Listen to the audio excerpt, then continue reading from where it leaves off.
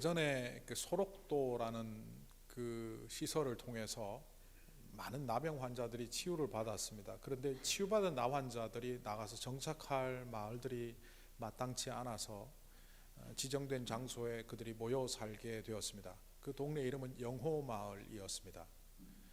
나병은 나았지만 여전히 나병의 흔적들이 남아 있어서 일반적인 사람들과 섞여 살 때 그 위화감이 조성이 된다고 따로 살게 했던 동네 이름입니다.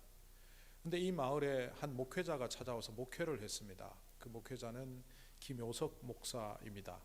이분은 제게도 개인적으로 많은 영향을 주신 분인데 독일에 유학도 갔다 오고 공부도 할 만큼 하고 신학교에서 강의를 하실 수 있을 만한 학자와 목사인데도 불구하고 아무도 가기를 꺼려하는 그 동네에 가서 목회를 하게 되었습니다. 그는 말 그대로 고지곳대로 성경 말씀대로 한번 살아보자고 과거에 나병 환자로 살았던, 지금도 나병의 흔적이 남아있는 사람들과 그렇게 교회를 만들어 갔습니다. 그런데 이 교회에 옆마을에서 얼마 전부터 신앙생활을 하기 위하여 교회를 나오는 사람이 있었습니다. 양모 씨인데요. 그 동네는 교회가 없고 거의 대부분의 사람들이 불교 신자인데 이 사람은 구태여 이 나병 환자들이 사는 영호마을까지 와서 신앙생활을 합니다. 그러니까 신실하고 어떤 의미에서 끈기도 있는 사람이죠. 그러나 초신자입니다. 이 사람이 어느 날 목사님에게 찾아와서 상담을 합니다. 이웃들이 행패를 부리는데 힘들어 못 살겠다고. 그 행패의 내용을 들어보니까 옆마을에 나병 환자 동네를 드나드는 것 때문에 왕따를 시켰고, 또 다 불교를 믿는데 혼자 기독교를 믿는 것 때문에 왕따를 시키며 건수만 걸리면 이 사람을 못 살게 굴었습니다. 그러던 어느 날 이 양씨의 돼지 5마리가 새끼를 뵌 채 옆집에 배추밭에 가서 배추 몇 포기를 뜯어먹었습니다. 뜯어먹는 그거 돈으로 치면 얼마 안 되지만 득달같이 동네 사람들과 함께 그 옆집 주인이, 밭 주인이 양씨에게 찾아왔습니다. 찾아와서 요구하는 것은 배상이었습니다. 얼마를 배상하면 되냐 하니까 배추 뜯어먹은 새끼 밴 돼지 5마리 다 내놓으라는 겁니다. 너무나 억울한 나머지 목사님에게 찾아와서 이런 법이 어딨냐라고 하소연을 하니까 그 김효석 목사님이 그 교인에게 이렇게 말을 했다고 합니다. 책에 있는 내용 그대로를 읽어드리면, 그 옆집 사람은 형제님을 시험하려고 그러는 것 같습니다. 화내기를 바라고 예수 믿는 사람들도 형편없다는 것을 확인하고 싶을 것입니다. 그러니까 그렇게 하지 못하게 하려면 그가 원하는 것을 모두 주셔야 합니다. 큰 손해를 입더라도 걱정하지 마십시오. 하나님이 더 많은 것을 갚아주실 것입니다. 합리적으로 생각하면 배추 몇 포기 뜯어먹었다고 풀어놓은 돼지 5마리를 다 달라는 건 말이 안 되는데도 불구하고 이 목사님은 그렇게 하도록 했고, 이 양모 형제는 그걸 그대로 했습니다. 억울하긴 했지만 하나님이 크게 갚아주신다 하니까 그거 믿고 또 했는지도 모르겠습니다. 그리고 세월이 한참 지납니다. 계절이 지나고 철이 바뀌고 어느 날 만면의 미소를 머금고 이 양씨가 목사님을 찾아왔습니다. 그리고 첫 말이, 하나님은 역시 대단하십니다. 그 옆집 황소 7마리가 우리 배추밭 뜯어먹었습니다. 아시지 않습니까? 한국에서 돼지값과 황소값 속값은 차이가 엄청나지 않습니까? 그것도 5마리, 여기는 7마리. 잘 됐다. 그런데 목사님이 그 형제에게 이렇게 말합니다. 사랑하는 형제님, 형제님은 예수 믿는 사람입니다. 그런데 왜 악을 악으로 갚으려고 하십니까? 성경에 있는 구절이죠. 악을 선으로 갚으라. 악을 안으로 갚지 말라. 안 갚음하려는 마음을 버리시고 그분에게 용서하는 마음을 보여주십시오. 형제님이 하나님의 뜻에 순종할 때 하나님께서는 더 많은 것으로 갚아주실 것입니다. 이번에는 순종은 하는데 너무 허탈한 마음으로 가서 결국 그대로 행했습니다. 그리고 며칠이 지나 이 양씨는 훨씬 더 기쁜 얼굴로 목사님께 찾아와서 이런 이야기를 하기 시작합니다. 목사님, 돼지 90마리 생겼습니다. 새끼 뺀 돼지가 새끼를 낳고 그 새끼가 또 낳고 해서 그 5마리가 90마리가 된 겁니다. 옆집 사람이 돼지를 다 몰고 와서는 이렇게 말을 했답니다. 이 돼지 전부 자네일 걸세. 내가 자네 때문에 지난밤 한숨도 못 잤네. 내가 돼지 뺏어간 이후 당신 나한테 굉장히 화나 있을 텐데 왜 황소를 그냥 돌려주었나? 난 당신이 그렇게 하는 것 때문에 잠을 못 잤어. 머리가 빠개지는 것 같아. 자, 그러니 여기 새끼 돼지, 어미 돼지 해서 다 90마리 다 자네 가져가라. 이 양씨는 그 사료값에 몇 달 동안 키운 정성에 굉장히 득을 보았죠. 그런데 진짜 득은 그게 아니었습니다. 그 동네 사람들이 이 양씨를 인정하기 시작합니다. 그동안 괴롭혔던 것을 중단했고 심지어는 이 양씨를 따라 그 동네 사람들 몇몇이 이 영호마을 나환자들이 모여 사는 교회에 등록해서 다니기 시작했습니다. 여러분, 복을 뭐라고 생각하십니까? 돼지 5마리 잃어버리면 황소 7마리 돌아오는 것을 복이라고 여긴다면 우리 마음은 늘 평화가 없습니다. 돼지 5마리를 잃어버려도 그 온 7마리의 황소를 되돌려 주어도 그런데도 하나님께서 역사하시는 것을 믿고 걸어갈 때 우리 안에는 평화가 있습니다. 그걸 복이라고 합니다. 오늘 성경을 한번 보십시오. 오늘 성경에 보면 예수님의 말씀이 어떤 의미에서는 이해가 되지 않습니다. 너희 가난한 사람들은 복이 있다. 너희 지금 굶주리는 사람들은 복이 있다. 너희 미움받고 배척당하고 욕먹고 예수님 때문에 세상으로부터 내침을 당하는 자는 복이 있다. 가난한 것도 배고픈 것도 슬픈 것도 배척당하는 것도 결코 복이라고 여기지 않는 이 세상의 문화 속에서 이 말씀은 언뜻 쉽게 이해가 되지 않습니다. 혹자는 그럴 겁니다. 목사님, 그 뒤에 보십시오. 복이 있다. 하나님의 나라가 너희 것이다. 굶주리는 사람은 복이 있다. 배부를 것이다. 우는 자는 복이 있다. 웃게 될 것이다. 배척당하는 자는 복이 있다.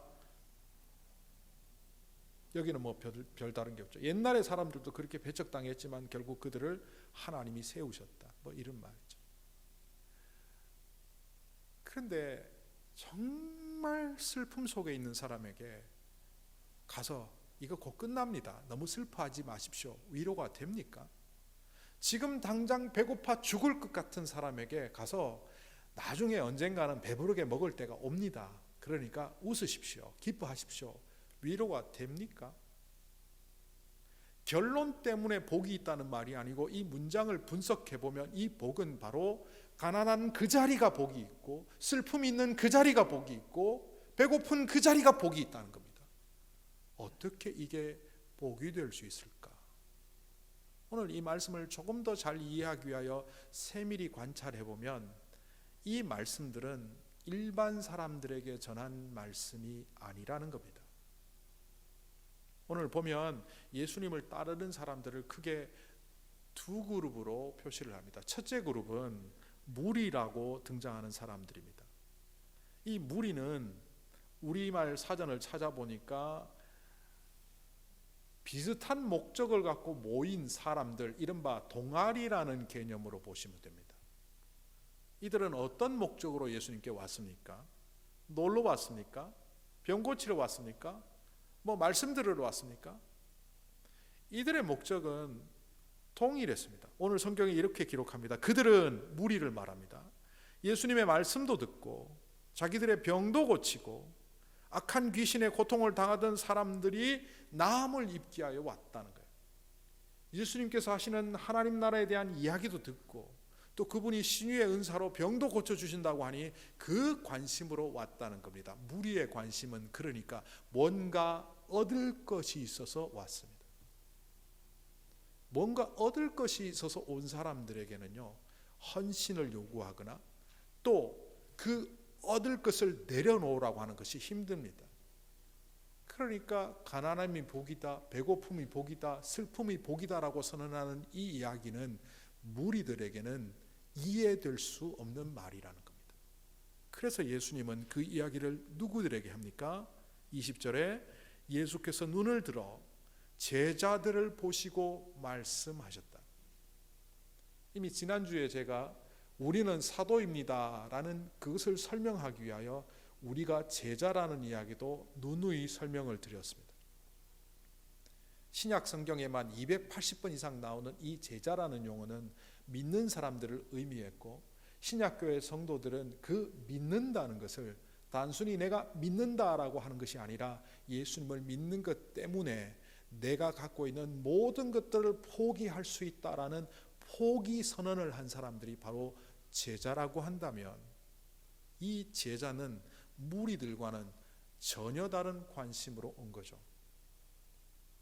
베드로가 물고기를 밤이 새도록 잡지 못했을 때 예수님께서 깊은 데로 가서 그물을 던지면 물고기를 가득 잡을 수 있다라고 할 때 거기에 반응하는 모습은 무리입니다. 무리였던 그가 물고기를 가득 잡고 나와서 자기의 생업의 목표인 물고기를 내려놓고 예수님 앞에 무릎 꿇고 주님의 제자가 되기 위하여 자기를 버리는 모습, 그래서 예수님을 추종하는 그 모습은 제자의 모습입니다. 앞에 있는 무리의 모습으로서 베드로는 예수님을 이해할 수 없었지만 제자의 모습을 회복한 그는 예수님이 다르게 보였습니다. 앞에는 선생님 예수, 뒤에는 주님 예수라고 호칭하는 것을 보면 명확히 알 수 있습니다. 오늘 허다한 무리들이 예수님께 뭔가 얻을 것이 있으려니 말씀을 듣고 은혜를 받고 병을 고치고 뭔가를 얻으려고 한 사람들은 내버려 두시고, 그 중에서 특별히 주님을 따르는 제자들 앞에서 예수님은 오늘 이 말씀을 하셨습니다. 가난, 세상에서 나쁜 것이라고 말하지, 배고픔, 슬픔, 나쁜 거라고 말하지, 그것 자체가 나쁘고 좋고가 아니라 거기에 주님이 함께 하시느냐, 주님이 함께 하시지 않느냐에 따라서 화도 되고 복도 된다는 거죠. 다음 주에 우리가 자세히 살펴보겠지만, 부요한 사람들은 화가 있다, 배부른 사람들은 화가 있다, 다른 사람들에게 인정받는 사람들은 화가 있다. 전부 복이라야 될 그 상황을 주님은 화라고 합니다. 여기에 괄호 안에 빠진 것을 하나 넣으면 쉽게 이해되죠. 부유하지만 하나님과 상관없는 사람들은 화가 있다. 배부르지만 하나님을 떠나 있는 사람들은 화가 있다. 사람들로부터 인정받지만 하나님께 인정받지 못하는 사람들은 그것은 결코 복이 아니라 화다. 오늘 말씀으로 돌아오면, 너희는 가난하지만 내가 너희와 함께하니 너희는 복이다. 너희는 지금 배고프지만 내가 너희와 함께하니 너희는 복의 상황에 있다. 너희들이 지금 눈물을 흘리지만 나는 너희를 떠나지 않고 버리지 않고 함께 하겠으니 너희는 곧 기쁨이 있으리라. 결국 복이 뭐냐보다 더 중요한 것은 복이 어디서 오느냐입니다. 여러분, 복이 어디서부터 온다고 생각하십니까? 많은 사람들은 좋은 것을 선택하고 좋은 것을 쟁취하면 복이 올 것이라고 생각합니다. 어디서 오는지도 모르고 말입니다. 그래서 늘 기회가 될 때마다, 선택이 될 때마다 좋은 결정을 하려고 열심히 애쓰고 노력합니다. 그런데 그 생각을 완전히 뒤집어 놓는 직업 십계명을 제가 신학교 다닐 때 만난 적이 있습니다. 제가 신학교 다닐 때 제 꿈은 대형교회 담임 목사가 꿈이었던 약간 천박한 신앙생활이었습니다. 그 당시에 많은 사람들이 그렇게 생각하기 때문에 저 또한 그렇게 생각하며 지냈습니다. 큰 교회 담임 목사 되어서 좀 사람들한테도 인정받고 그러고 목회해야지. 그때 제가 만났던 거창고등학교 직업 십계명은 저를 완전히 뒤집어 놓았습니다. 거창고등학교에서 1956년부터 1978년까지 교장 선생님으로 계셨던 전영창 교장 선생님이 만드신 겁니다. 저는 거창고등학교 출신이 아닙니다. 그런데 이분은 서울에 있는 유명 대학에서 교수로 초빙이 왔고 부학장으로 초청이 왔음에도 불구하고 그걸 거절하고, 저는 거창을 잘 모르지만 시골이라고 말하겠습니다. 그 시골에서 별 볼 일 없는 고등학교 교장 선생님 한다고 그것을 거절한 사람입니다. 바로 자신이 이런 삶을 살았기 때문에 이 십계명은 사람들에게 영향력이 있는 듯 보입니다. 그런데 이것은 굉장히 이상한 십계명입니다. 한번 들어보십시오. 월급이 적은 쪽을 택하라. 갸우뚱합니다. 내가 원하는 곳이 아니라 나를 필요로 하는 곳을 택하라. 승진의 기회가 거의 없는 쪽을 택하라. 모든 것이 갖추어진 곳을 피하고 처음부터 시작해야 하는 황무지를 택하라. 앞을 다투어 모여드는 곳이 아니라 절대 아무도 오지 않는 곳을 택하라. 장래성이 전혀 없다고 생각되는 곳으로 가라. 사회적 존경 같은 건 바라볼 수 없는 곳으로 가라. 한가운데가 아니라 가장자리로 가라. 부모나 아내나 약혼자가 결사 반대하는 곳이면 틀림없다. 왕관이 아니라 단두대가 기다리고 있는 곳으로 가라. 이 십계명은 신학교에서 헌신하는 신학생들에게 요구해도 무리가 될 만한 내용입니다. 그런데 이것을 고등학생들에게 가르쳤답니다.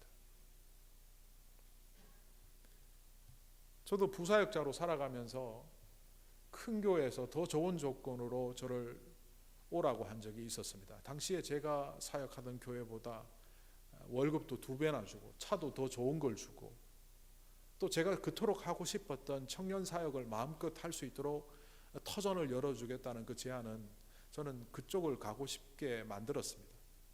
그런데 저에게 영향을 끼치는 두 사람이 저에게 이런 질문을 했습니다. 정말 하나님이 나란 존재가 그곳에 가기를 원하실까? 다르게 말하면 내가 가고 싶은 것이긴 하지만 그 교회도 내가 필요할까? 조용히 생각을 해보니 현재 사역하던 그 교회가 저를 더 필요로 한다는 사실을 알았기 때문에 저는 그곳을 가지 않았습니다. 복이 어디서부터 오는가? 그것을 명확히 아는 사람들은 세상의 가치가 아니라 전혀 다른 가치를 붙잡고 살아갈 수 있습니다. 복이 어디서부터 옵니까? 미국 사람들이 예전에 자주 인사했던, 요즘은 잘 인사하지 않는 인사말이 있습니다. May God prosper you. God prosper you. 요즘은 God bless you를 훨씬 많이 쓰지만 예전에는 God prosper you를 많이 썼답니다. prosper, 번영, 형통, 복이 넘쳐나는 상황. 이 인사말을 통해서 알 수 있는 것은 이 복은 하나님께로부터 오는구나를 알게 됩니다. 용비어 청가 아시죠? 세종대왕이 한글을 창제하고 그 한글이 굉장히 쓰기 쉽다는 것을 알리기 위하여 노래글을 모았습니다. 그 노래 중에 이런 가사가 있죠.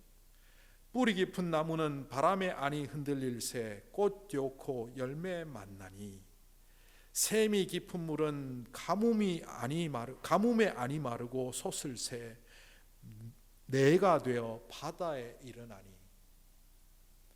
제가 다 읽지는 않았지만 이 내용은 이런 겁니다.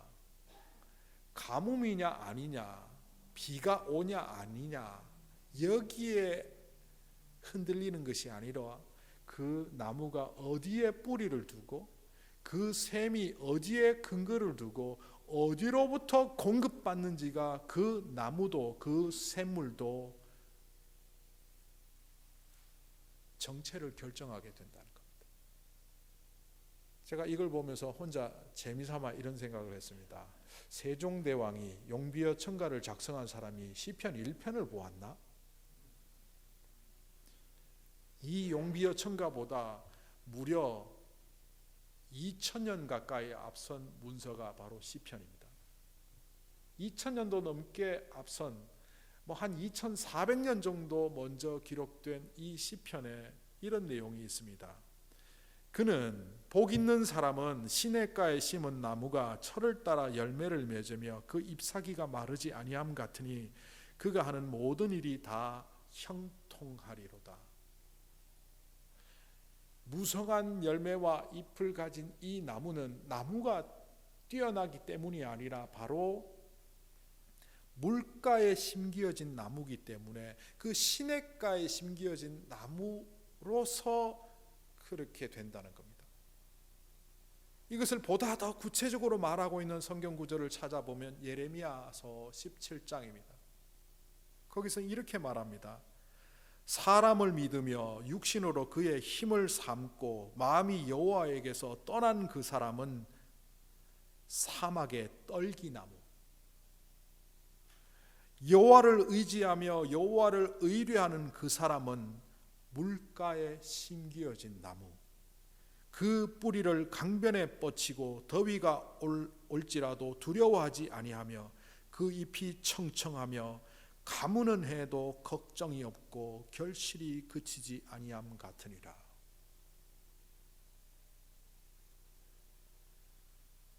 복이 어디서부터 오는지를 이 예레미야서와 시편과 심지어 용비어천가도 알려주는 듯합니다.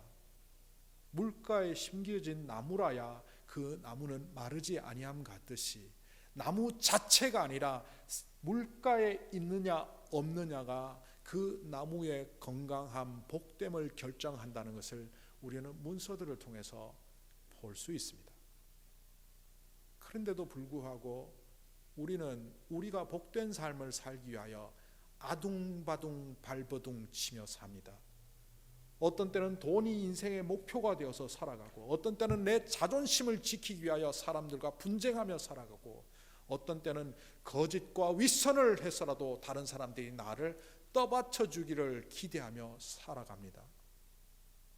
그러다 보니 우리에는 너무나 공허한 마음을 갖고 많은 것을 가짐에서도 불구하고 복된 삶을 살지 못한 채, 혹은 아무것도 가지지 못한 채 그토록 노력했음에도 불구하고 인생의 노년에 허무함을 간직한 채 그러고 살아갑니다. 이런 우리들에게 주님은 말씀하십니다. 가난하냐? 슬프냐? 배고프냐? 사람들로부터 외면당하고 있느냐? 그것이 슬프고 힘들고 가난하고 배고픈 상황이지만 내가 그 자리에 함께 한다면 너희는 복되다. 하나님이 우리의 복의 근원이심을 아는 사람들은 결국 마음을 지키며 살아갈 수 있게 됩니다. 그러니까 복이 하나님께로부터 온다는 걸 아는 것으로 그치는 것이 아니라 결국 하나님을 향한 마음을 온전히 지킬 때 우리는 그 복의 통로 되신 주님과 더불어 형통한 삶을 살 수 있다는 겁니다. 성경의 창세기의 요셉이라는 사람은 웬만한 사람들은 이미 다 알고 있는 내용입니다. 형제에게 배신당해서 노예로 팔려갔습니다. 주인을 열심히 섬겼는데 보디발에게 배신당해서 감옥 갑니다. 감옥 가서 술 맡은 관원장에게 정성으로 섬겼는데 잊혀진 존재가 됩니다. 3번이나 배신당합니다. 3번이나 버려집니다. 그리고 그 시간은 무려 13년의 세월입니다. 형제에게 배신당하고 울분을 품었을 것이고, 주인에게 배신당하고 복수하고 싶은 마음이 생겼을지도 모릅니다. 그리고 자기가 섬겼던 사람이 자기를 잊어버릴 때 이제는 자살하고 싶은 그런 상황까지 갔을지도 모릅니다. 일반적인 사람이라면. 그런데 요셉은 그러지 않았습니다. 증거는 노예로 살아가는 그를 보면서 사람들은 이렇게 말합니다. 그는 형통한 자로다. 감옥에 있는 요셉을 보면서 감옥 간수장이 그를 이렇게 말합니다. 그는 형통한 자로다. 심지어 잊혀진 존재가 되었다가 어느 순간 바로의 앞에 섰을 때 그는 당당히 말합니다. 내 능력으로 꿈을 해몽하는 것이 아니라 나와 함께 하시는 그 하나님께서